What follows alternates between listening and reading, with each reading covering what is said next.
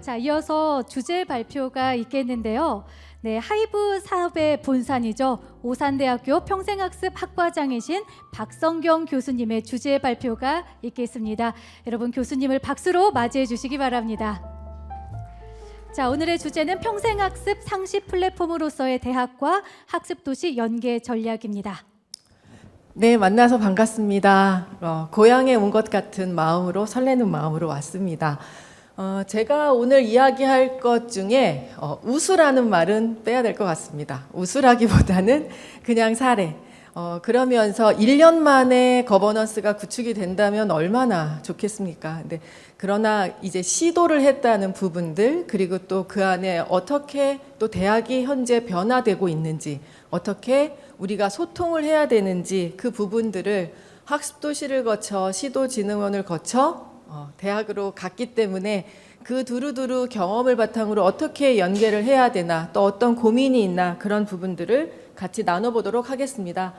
자료에 관련된 부분들은, 앞부분들은 그래도 뭔가 기승전결이 있어야 될 것 같아서 넣었던 부분인데, 제일 중요한 건 결국은 우리는 헌법에 있는 국가는 평생교육을 진흥하여야 한다라는 그 책무 아래서 저희가 평생학습 도시라는 사업이 만들어졌고, 또 그 법에 의해서 시도평생교육진흥원이 설립이 됐던 그런 부분들 때문에 법이란 건 참 중요하다라는 부분들과, 이제 저희가 2021년에 한국교육개발원에서 미래과제 10대 과제를 이제 발표를 했던 부분들이 있습니다. 그 중에 9번째가 모든 시민의 학습권을 보장하는 평생학습 체제 구축이라는 부분들 하에 모든 학습자의 실질적 학습권 보장, 학습자의 편의를 고려한 체제 정비, 그다음에 학습자 3터에서의 체감형 평생학습 문화 구축, 학습자의 고등기회 확대라는 부분들이 미래교육 10대 과제에 나와 있었습니다.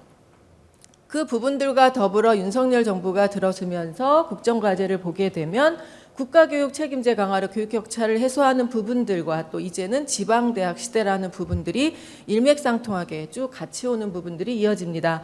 이제 제5차 국가평생교육진흥 발전계획이 이제 수립이 되게 되는데, 그때에도 내역이 보게 되면 앞부터 계속 동일하게 나오는 부분들은 대학의 역할이 확대되는 부분입니다. 두 번째는 지자체가, 대학과 기업이 함께 지역의 평생학습 진흥을 규제를 혁신하는 부분입니다. 세 번째는 3050 생애 도약이고요. 네 번째는 사각지대 모두가 누리는 평생학습 지원이었습니다. 이제 또 자격, 학력 이분들이 유연화가 이루어진다는 부분들, 맨 처음에 대학에 가서 RPL이 도대체 뭐야? 라고 했는데 아직까지 그것이 성행화되고 있지는 않지만 지금 방향은 선행학습 경험 인정제를 가야 되는 부분이고, 또 지금 저희도 그 부분들을 어떻게 더 활성화시킬까 많은 고민이 있는 학습 경로의 유연화, 또 인공지능, 맞춤형 평생학습 등을 이야기하고 있습니다. 또 이제 이렇게 특별회계 신설을 통해서 회계에 관련된, 예산에 관련된 부분들도 지원을 한다고 합니다. 이제 저희가 법적 체제를 가지고 있는 전담기구, 행정기구, 심의기구 중에서 지금 이제 전담기구 국가평생교육진흥원, 17개 시도평생교육진흥원, 시군구 평생학습관, 또 평생교육법이 개정되면서 이제 읍면동 평생학습센터까지 그 체제 구축에 허리 역할을 하는 부분들이 튼튼히 간다고는 하는데, 이제 지역 안의 커뮤니티를 이루는 부분들이 관에서만 할 수 있는 것인가 라는 부분들에 대한 부분들은 고민이 있죠. 사실은 오산도 매우 잘한다고 하는 도시죠, 평생학습이. 그런 부분대에서 갔더니 관이 또 너무 잘하다 보니까 민의 역할이, 또 학의 역할이 상대적으로 주는 부분들이 또 있는, 그래서 그러나 도시가 지속 가능하게 체계적으로 가기 위해서는 그 균형이라는 것이 정말 중요하구나, 이런 부분들을 많이 깨달았었습니다. 이 체제 안에 우리가 함께 협력해야 되는 부분들, 오늘 광주도 선포시를 했는데요. 제가 2004년에 용인시에서 평생학습 도시에서 평생교육사를 시작한 이래 지금 195개가 평생학습 도시로 지정을 받고, 이제 이 부분들의 퀄리티를 또 보장하기 위해서 재지정 평가를 하고 있고, 이제 모든 도시가 다 평생학습 도시라 할 만큼 이제 평생학습은 이제 선택이 아니고 필수인 시대가 되었습니다. 이제 우리가 학습도시를 얘기할 때 저는 우리나라의 가장 평생교육의 지능을 이뤘던 가장 큰 터닝포인트가 평생학도시라고 생각을 하는데요. 그 평생학도시의 원형이라 생각하는 그리스 아테네 아고라 공장을 거쳐서 우리나라는 광명시도 있지만 사실은 창원시가 이런 평생학습이라는 용어가 평생학습 도시라고 쓰진 않았지만 시작이 됐었고, 군포는 또 조례를 처음으로 제정을 했었고, 광명은 최초의 평생학도시를 선언하면서 지금 2023년 전국은 평생학습의 물결로 이제 흐르고 있습니다. 우리나라만 그런 것은 아니고요. 이제 글로벌 러닝 GNLC라고 하는 글로벌 네트워크 안에서 글로벌 학습도시가 지금 있고요. 또 IAC라고 우리가 안동에서 작년에도 행사를 했는데 글로벌 네트워크도 되게 활발하게 진행이 되고 있습니다. 저희는 지역 안에서 관이 주도를 한다라는 부분들 때문에 비판들 받고 있지만 사실은 열악하고 척박한 환경 속에서 평생교육사들이 상당히 고군분투하고 있습니다. 그러면서 이런 많은 브랜드들을 창출을 하였습니다. 이것은 비단 경기도에 있는 부분들만 제가 가지고 왔지만 경기도를 넘어 전국이 그 평생학습의 브랜드들로 각자의 지역 특성을 내기에 부족함이 없도록 열심히 하고 있습니다. 결국은 이 사업들은 관에서 혼자 하는 사업이 아니라 지역 안에서 민과 학과 또 특히 시민과 주민과 함께 만들어가면서 지속가능한 체제들을 만들고 있습니다. 제가 얘기할 부분들은 이제 이 고등직업교육 하이브라는 사업입니다. 국가평생교육진흥원에서 하고 있는 라이프, 그 다음에 또 이제 연구재단에서 하는 이 하이브라는 사업이 있는데요. 조금의 성격은 다르지만 제일 중요한 것은 대학이 지역과 함께 상생을 해야 된다라는 부분들은 가장 큽니다. 특히 여기를 보게 되면 청년들, 일반 학생들에게는 지역에 정주를 해서 지역에 있는 산업체와 연결을 한 특화학과를 통해서 이들이 떠나지 않고 지역에 머무르게 해라. 그래서 지역 소멸과 인구 소멸이 되지 않는 지역 경쟁력을 갖게 해라라는 게 첫 번째고요. 두 번째는 성인학습자에게 업스킬링, 리스킬링. 결국은 그 지역 안에 살고 있는 시민들에게 양질의 프로그램들을 통해서 업스킬하고 리스킬하면서 그 안에 지역 일자리를 만드는 걸 통해서 지역사회가 사회적 가치를 창출하고 사회공헌을 통해서 지속가능한 도시를 만드는 그런 부분들의 체제를 기본으로 가지고 가고 있습니다. 시간이 20분이라 넘어가겠습니다. 오산은 여러분들이 알다시피 24만밖에 안 되는 작은 도시. 오산시를 둘러싼 도시들을 보면 수원, 용인, 화성, 평택, 안성 다 땅이 이만큼 넓은 도시입니다. 낑겨 있습니다. 저는 화성 동탄에 사는데 오산까지 출근하는데 10분에서 15분 걸립니다. 지역의 경계가 없는 부분들이 있습니다. 그런데 오산이라는 도시는 평생학습으로는 매우 유명하지만 지역 자원은 큰 회사라고 하면 아모레퍼시픽 하나 있습니다. 그리고는 거의 중소기업들이 있는 상황에서 그 안에서 지역에 있는 산업체와 어떻게 연결시켜서 지역에 대한 일자리를 창출할지에 대한 부분들은 아직도 막막한 부분들이 있지만 지속적으로 고민하고 노력하면서 계속 발굴은 하고 있습니다. 오산이라는 도시의 평생학습은 뭐 더 이상 얘기하지 않아도 잘 알 수 있을 거라고 생각이 듭니다. 오산대학교는 사실은 오산시라는 평생학습의 프리미엄을 좀 사실 얻는 부분들도 있습니다. 그런데 제가 대학에 가서 보니 그래도 우리가 자치단체장의 의지가 되게 중요하다라고 얘기했던 것처럼 제가 많은 교수님들과 소통을 하면서 평생교육 교수님들이 그 예전에 평생학습 중심대학 같은 사업들도 하려고 매우 노력을 하였으나 학교 안에서의 그 공감대나 추진이나 이런 부분들이 어려웠었는데 저희는 거꾸로 학교가 총장님이 재단이 앞에 있는 분들이 평생교육을 해야 된다라고 강조를 하다 보니 저희 학과가 신설이 됐고 그래서 저는 어떻게 보면 제가 막 가서 이거 해야 된다라고 소통하는 게 아니라 너무 많이 힘들게 해서 조금 덜 해야 되는 그런 부분들이라는 것은 어떻게 보면 오산시와 오산대학교가 가지고 있는 감사한 부분일 수도 있지 않나라는 생각이 듭니다. 그래서 5개년에 관련된 평생교육의 계획도 다 수립을 했고요. 저희가 작년에 하이브 사업을 하면서 지역을 놓고 오산시 관계자들과 저희는 매일 거의 만나다시피 했습니다. 매일 만나서 논의를 하니 결국 우리가 보이는 그림들은 이렇게 분절 단절된 그림이었습니다.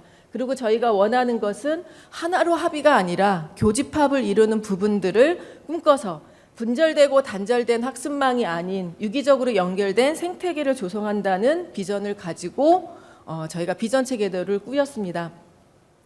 대학에는 저보다 훨씬 훌륭하신 교수님들이 훨씬 많았습니다. 그런데 중요한 건 지역은 잘 모르셨습니다. 제가 면접 볼 때도 저는 대학에도 있었고 지자체에도 있었고 광역에도 있었고 그러나 지역은 대학을 모르고 대학은 지역을 모릅니다라고 건방지게 면접을 봤어요. 근데 그게 면접에 합격한 요인이라고 얘기를 하더라고요. 그래서 저는 그 경험을 가지고 브릿지 역할을 하겠습니다. 중매쟁이 역할을 하겠습니다라고 했는데요. 그 우수한 자원, 아직은 다 발굴되지 않은 대학 안의 자원, 그것은 아직은 보물까지는 아닌 것 같아요. 우수한 자원들이 많이 있지만 지역 안에서 이것들을 펼치는 부분들은 인식이 아직 거기까지 되어 있지는 않았습니다. 모르겠습니다. 저희는 그랬습니다. 그래서 큰 비전 체계도를 잡는 부분들을 너무 어려워하셨습니다. 하나하나는 잘 아는데 학과를 잘 운영하는 부분들은 알겠는데 이것을 지역과 어떻게 연결시켜야 되는지에 대한 부분, 비전을 어떻게 가야 하는지에 대한 부분들은 생각보다 어려워하셔서 이 비전 체계도의 그 비전이나 목표나 전략 같은 부분들은 일단은 제가 일단 가안으로 이렇게 가면 어떨까요? 라는 부분들을 통해서 방향을 잡고 그 안에 같이 거버넌스 그림을 그렸던 기억이 납니다. 제일 중요한 건 경계를 넘나들며 지역에 스며드는, 제가 제일 중요한 평생교육에서 중요한 건 로컬 커뮤니티였거든요. 그래서 이 안에서도 대학 안에서도 이 커뮤니티를 강조하면서 저희가 그렸던 그림은 이거고요. 특화학과는 3개였습니다. 평생학습학과, 오산이 이제 특성이 돼 있기 때문에 평생학습학과, 그다음에 아모레퍼시픽이 있는 뷰티 코스메틱, 그다음에 전국 지자체 최초로 공기관에서 만들었던 동물 테마파크가 있는 그 계기로 해서 반려동물, 이렇게 3개의 특화학과를 운영을 하였습니다. 뭐 사실은 평생교육 쪽에서는 산업체도 많지 않기 때문에 사실은 민과의 네트워크, 산업체와의 네트워크는 너무나 어렵습니다. 그래서 연구재단에 저희가 결과보고서를 내면서도 이 평생학습의 한계, 우리의 산업체는 어딘가, 이런 부분들의 한계는 있지만 그럼에도 불구하고 제자리에 머물지 않고 그냥 계속 나가봤습니다. 이렇게 하면서 저희가 1년을 보내보면서 1년의 성찰을 하면서 올해 안에는 한 달에 한 번 회의를 하는 부분도, 예전에는 사실 너무 작년에는 되자마자 너무 정신이 없고 또 지자체 선거가 있기 때문에 여러 가지 부분들이 다 바꿔야 되는 이런 상황이었기 때문에 작년에는 솔직히 너무 못했고요. 올해는 한 달에 한 번 체계적으로 만나면서 계속 무엇인가 작년에 잘못했던 부분들을 올해 보완하는 그런 일들을 하고 있습니다. 그래서 지금 일반 분야 같은 경우에도 이 하이브 사업의 특징은 특화학과에서 비학위 과정을 개발해서 하게 됩니다. 그러면 그것은 제가 학교 가서 처음 알았는데 비교과와 비학위가 다르더라고요. 비교과라는 말을 못 알아들었었는데 이제 비교과는 학생들, 대학생들이 학위 과정 이외에 듣는 부분들을 이제 비교과라고 해서 그것은 일반 시민에게는 공개되지 않지만 특화학과에서 저렇게 비학위 과정 직업교육을 만들었을 때는 일반 시민과 학생이 같이 듣고 있습니다. 그러면서 어떻게 보면 대학의 입장에서는 그 학과로 유인할 수 있는 좋은 또 통로가 되기도 합니다. 일반 분야는 학교에서 그 부분들은 잘 못하겠다 해서 제가 일반 분야는 작년에 이제 개발을 하면서 오산시와 소통을 통해서 오산에서 필요한 부분들을 개발을 하려고 했는데 이 부분들도 눈높이가 맞아야 된다라는 제가 뼈저린 정말 고급지고 좋은 HRD 과정을 열려고 했으나 열기는 했습니다. 그러나 정말 소수가 모집이 돼서 저희가 평가를 받는데 아주 악영향을 줬던, 근데 그럼에도 불구하고 시도를 하면서 오산은 이거 안 돼, 서울은 되지만 이건 오산은 안 돼라고 했던 부분들을 지금 계속 시도를 하고 있습니다. 많은 도시들에 대한 부분들보다는 저희 학과의 특성이 저희 오늘 사례에 더 맞는 부분이라 더 특화해서 우리가 지역 특화 안에 하이브 안에 들어가 있기 때문에 좀 말씀을 드리면 2022년도에 신설됐을 때는 학생 비율이 20대 비율과 성인 비율이 50대 50이었습니다. 그리고 65%밖에 안 찼습니다. 그런데 하이브 사업이 선정되고 저희가 열심히 노력한 결과 2023년도에는 100% 신입생 등록률을 모두 채웠고요. 그중에 성인 비율이 90%입니다. 20대부터 74살까지 있습니다. 그리고 학력은 검정고시 출신부터 박사 수료까지 있습니다. 이제 대학이라고 해서 전문대라고 해서 이제 학위를 원하는 분들만 들어오는 것이 아니라 정말로 재교육을 위해서 들어오는 부분, 특히 전문대가 가지고 있는 특징은 2년 안에 끝나니까 이게 또 성인들 급한 분들에게는 4년씩 못 다니는 거예요. 그러면 2년만 다니면 되니까 다시 들어오는 고급 자원들이 많이 들어오고 있다. 그런데 여러분, 검정고시 출신과 박사수료생이 같이 공부를 해서 저는 맨 처음에 어떻게 이것을 수준을 맞춰야 되는 건가 고민을 했는데 성인은 사실 그렇게 고민할 필요가 없더라고요. 차이는 있지만 기억력 감퇴 똑같고요. 오늘 여기서 들었는데 나가면 똑같이 잊어버리는 거 똑같아요. 그러면서 느껴지는 부분들은 같이 그룹으로 모둠으로 수업을 하다 보니 상승하더라. 이게 상생하더라. 어떤 한 선생님의 예를 들어서 컴퓨터 기억 니은도 못 치시는 선생님이셨어요. 입학을 하셨는데 한 학기를 마치고 교수님, 제가 혼자 할 수 있는 게 아무것도 없었는데 이제 혼자 할 수 있는 게 많아졌어요. 라는 순간 울컥했어요. 제가 평생학습 도시에 있었을 때 한글을 배우시는 어르신들이 그런 부분들에 많은 감동을 받아봤지만 대학 안에서도 그런 감동들이 있더라. 이 부분들은 하이브 사업으로 이제 진행이 됐던 부분인데요.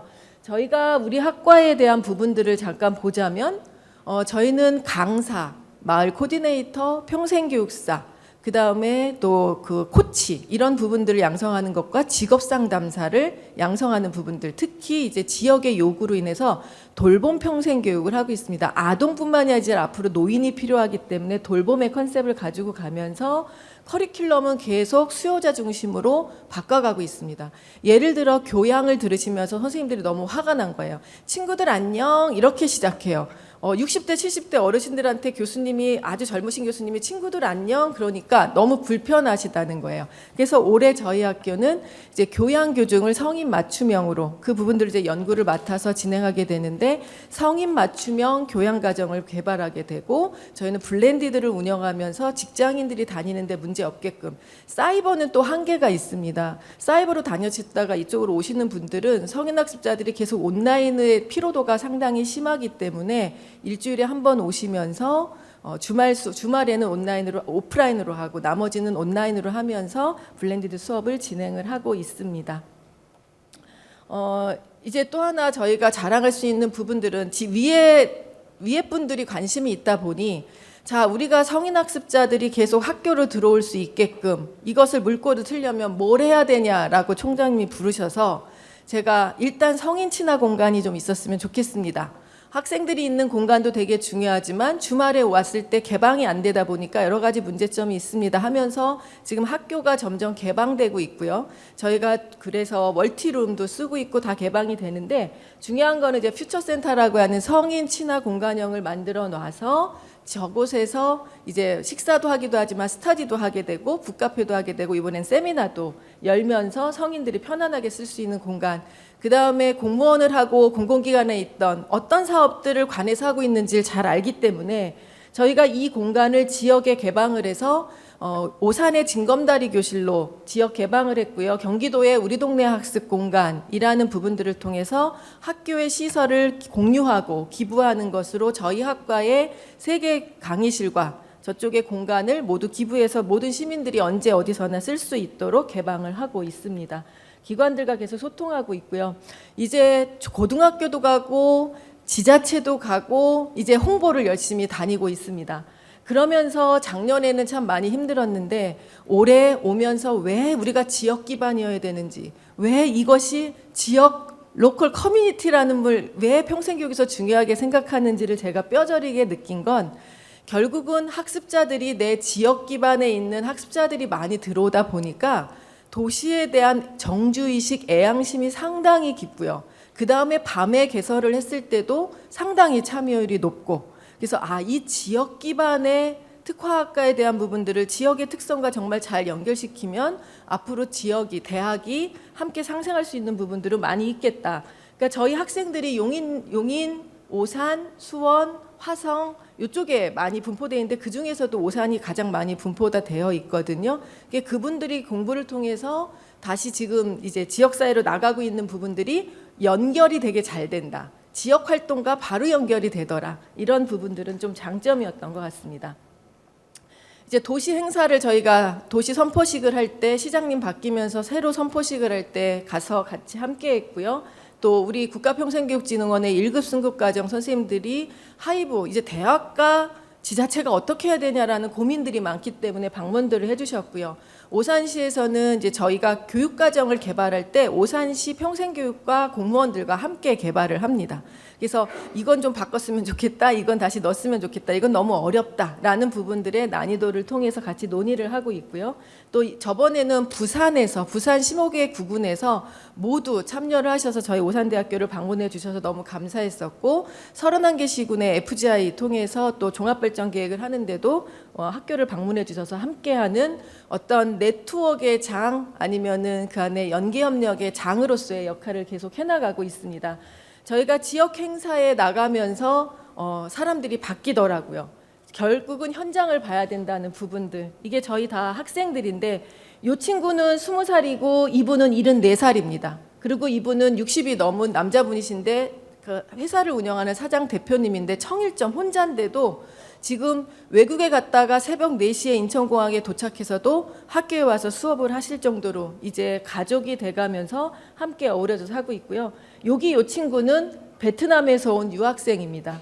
지금 유학생들도 있고요. 여기 주부들도 있고요. 20살 학생들이 함께 어우러져서 하고 있는, 맨 처음에는 너무 힘들어했지만 그것들이 불가능한 것은 아니다라는 것을 이제 하면서 깨닫게 되었습니다. 지금 우리가 안동에 가서 국제 행사를 보면서 너무나 많은 피드백을 받았어요. 강대중 원장님이랑 사진을 찍으면서 국가진흥원장님을 봤다며 얼마나 좋아하는지, 그 사기 진작이 결국은 현장에 가서 이런 분들을 보고 오면서 이제 현장감을 느끼게 됐고요. 또 초대 원장님이 박인주 원장님 오셔서 특강하시면서 또 함께 나누는 시간, 경기도 평생교육진흥원을 방문하면서 또 함께 느꼈던 부분들 사진에 담아봤습니다. 결국 이사업을 하면서 이 내용들은 자료를 통해서도 볼 수 있어서 이 부분들은 자료를 통해서 보시고 제가 생각했던 부분들 안에서 중요한 부분들 아니면 그냥 느낌을 한번 얘기해보고 싶었습니다. 사업을 하면서 제일 힘들었던 건 소통입니다. 오산이랑 저는 10년 넘게 인연을 가지고 10년이 뭡니까? 15년 넘게 인연을 가지고 소통을 해왔지만 제가 대학 관계자로서의 또 시를 만날 때의 느낌은 정말 다르더라고요.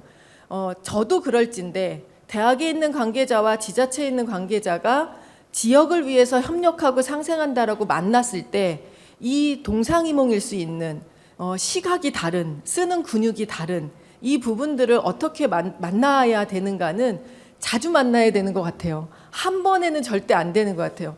계속 만나고 부딪혀야 되는 부분이라 이것은 편법도 없고 그냥 시간적으로 계속 부딪혀도 만나야 되는 부분. 근데 그게 혼자의 노력만은 안 되더라 라는 부분이었고요. 지역 간의 공감대 형성. 근데 저는 그래도 너무 감사한 건 오산대학교가 작년에 가자마자 제가 1년 반밖에 안 됐는데 정말 별의별 일을 다 했습니다. 그래서 성인학습자들에 대한 교수님들의 이해를 돕고자 우리 저명하신 분들을 좀 소개해서 강의를 부탁한다 라는 부분들 통해서 우리가 평생교육의 현장에 계신 또 저명하신 교수님들이 강의를 해주셔서 평생학습에 대한 이해를 전 교수님들께 강의를 하는 부분들도 있었고요. 지속적으로 학교가 어떻게 성인학습자를 맞아야 될 것인가, 어떻게 성인학습 체제로 바꿔야 될 것인가에 대한 인식을 했다는 부분들은 되게 중요한데 그 인식이 가장 먼저 중요한 부분이 아닐까라는 생각이고요. 서로의 니즈가 맞아야 되는데 그것은 서로 까고 얘기해야 돼요. 솔직히 말해서 까고 얘기합시다 해야 되는데 서로 지성인이다 보니까 그 부분들이 솔직하게 다 까놓고 얘기하지 않는 부분들도 저희가 소통하면서 문제가 좀 있었던 부분이다.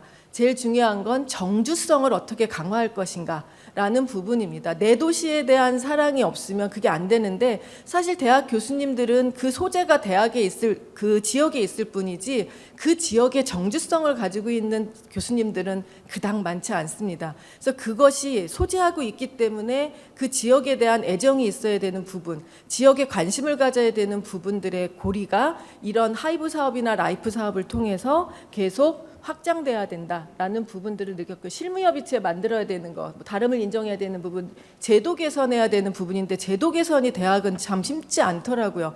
지자체도 조례 개선이 쉽지 않지만 대학도 규정 하나 바뀌는 게 너무 쉽지 않아서 그 부분도 긴 호흡이 되게 필요했다라는 부분들이 있었고요. 동아리에 관련된 부분들도 무슨 동호회로 알고 있어서 우리가 지금 모든 하이브 과정에 교육을 마치고 나면 동아리 만드는 것을 무조건 강요를 했습니다. 그래서 100만 원씩 지원을 해주면서 동아리 활동을 하고 그 동아리 비용을 가지고 지역사회 공헌을 나가는 그런 부분들을 계속 연결시키면서 물꼬를 틀려고 하고 있습니다. 계속 물꼬를 튼다고 얘기하는 것은 지금은 잘하지 못한다는 얘기입니다. 그래서 그렇게 계속 노력을 해 나가겠다라는 부분들을 말씀을 드리면서 결국은 지역과 대학, 그러니까 지자체, 대학, 또 기업, 이거의 경계를 넘나드는 부분들을 어떻게 할 것인가. 제가 하나에 이렇게 커서는 도대체 안 되겠다. 이 작은 도시 안에서도 너무 힘들다 해가지고 제가 이번에 하나 만들었던 게 평생교육 미디어 네트워커라는 과정을 비학기 과정을 하나 만들었습니다. 그래서 이 교육과정을 45시간을 끝나고 나면 이 평생교육사들이 지역의 시장으로 상권으로 소상공인을 찾아갈 겁니다. 그리고 이분들의 홍보 영상물을 만들어 주는 부분들로 일단 저희 학과는 물꼬를 트고자 합니다. 어떤 걸 크게 기대해가지고 할 수 있는 게 없더라고요. 그래서 내가 할 수 있는 부분 안에서 우리가 미디어 네트워커가 되자라는 부분들로 저희는 치정하고 있습니다. 결국은 지역에 스며든다는 거죠. 그러면서 미래를 함께 하고자 합니다.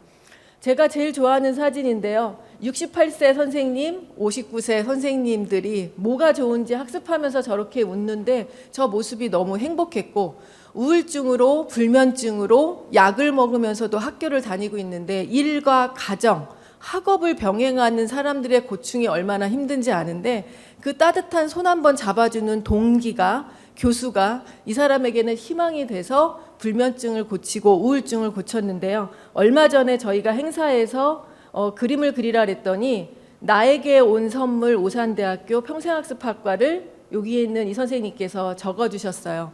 결국은 우리가 한 발짝 움직인다는 것은 또 대학이 이렇게 지역으로 다가간다는 것은 저렇게 희망을 느끼지 못하고 절망을 느끼는 어느 누군가에게는 저렇게 선물로 다가올 수 있는 기회가 되겠구나라는 부분들을 느끼면서 부족하지만 열심히 앞으로도 정진하겠습니다. 전국의 모든 대한민국 평생교육사 여러분들 응원하면서 모두 마치겠습니다. 감사합니다.